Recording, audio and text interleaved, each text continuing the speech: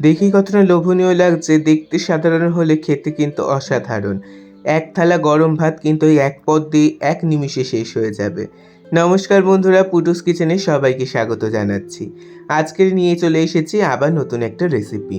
নতুন বলা ভুল, অনেক পুরনোই একটা রেসিপি, জানি না অনেকে জানেন কি না, কিন্তু আমি এটা ছোটোর থেকে অনেকবারই খেয়েছি। আগে আমাদের গাছে যখন সিম হতো, সেই সিম যখন একটু বাড়তি হয়ে আসতো, তখন কিন্তু এই রেসিপিটি তৈরি করা হতো। এখন আর শিম গাছ কই, আর সেই দিনই বা কই। তার জন্য বাজার থেকে বেশ বড় বড় চওড়া চওড়া দেখে কিছু সিম কিনে নিয়ে এসেছিল। সেই সিম দিয়ে আজকেরই তৈরি করে নিচ্ছি সিম কাসুন্দি। তার জন্য প্রথমেই বেশ খানিকটা সিম নিয়ে নিয়েছি। সেই সিমগুলোকে দুই ধারের আঁশ ফেলে খুব সুন্দর করে ঝিরিঝিরি করে কুচিয়ে নেব। এটা শুধুমাত্র আপনাদের দেখানোর জন্যই করলাম কতটা ভাবে কিভাবে কাটবেন। এর আগে কিন্তু আমার সমস্ত সিম কেটে তৈরি করে রাখা হয়ে গেছে। এই সিমটাকেও ওর সাথে মিশিয়ে ভালো মতন একদম ধুয়ে পরিষ্কার করে জল ঝরিয়ে নিতে হবে। দেখুন, একদম যতটা সম্ভব ঝিরিঝিরি করে করে পারবেন তত সম্ভব ঝিরিঝিরি করে কাটবেন। তাতে কিন্তু রান্নাটাও খুব তাড়াতাড়ি হবে। আর যদি একদম কচি সিম হয় তখন কিন্তু আপনারা একটু মোটাও কাটতে পারেন।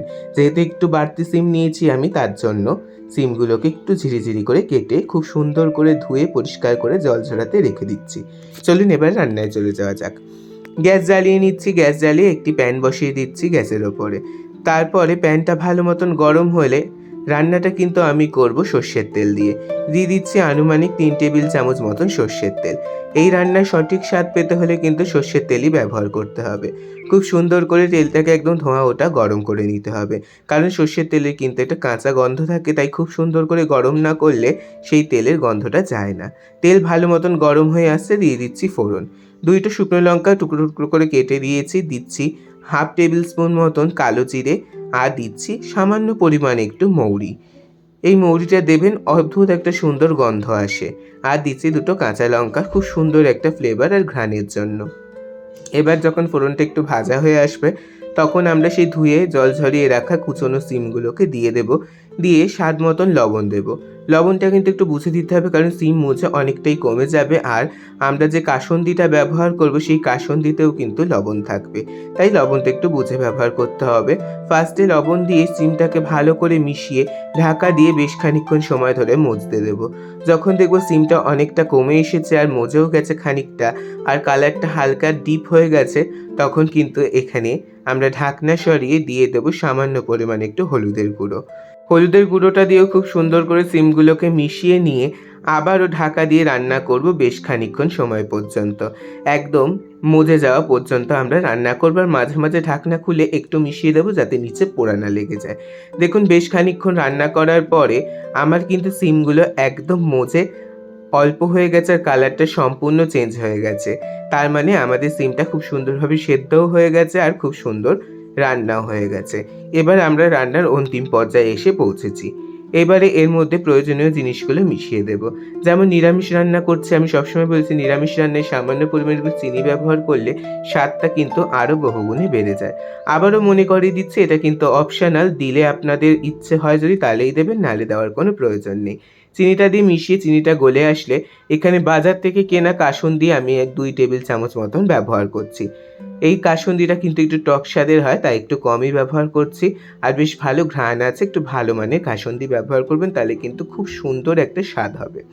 তারপরে ওই কাসুন্দির বাটি ধুয়েই আমি এখানে 2 টেবিল চামচ মতন জল দিয়ে খুব সুন্দর করে মিশিয়ে নিচ্ছি।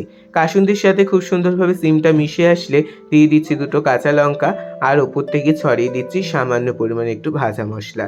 আর এই ভাজা মশলার রেসিপি কিন্তু আমি বহুবার আমার চ্যানেলে দেখিয়েছি, আপনারা যদি না জেনে থাকেন তাহলে কিন্তু দেখে আসতেই পারেন।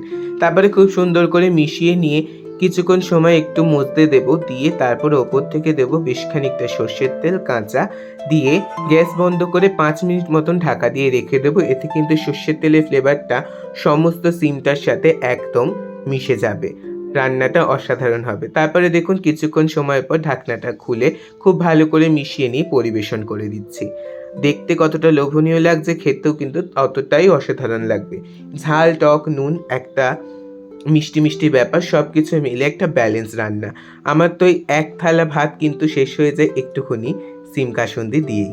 রান্নাটা অনেক পুরনো হলেও এখন হয়তো হারিয়ে যাচ্ছে, তাই ভাবলাম আপনাদের সাথে শেয়ার করি।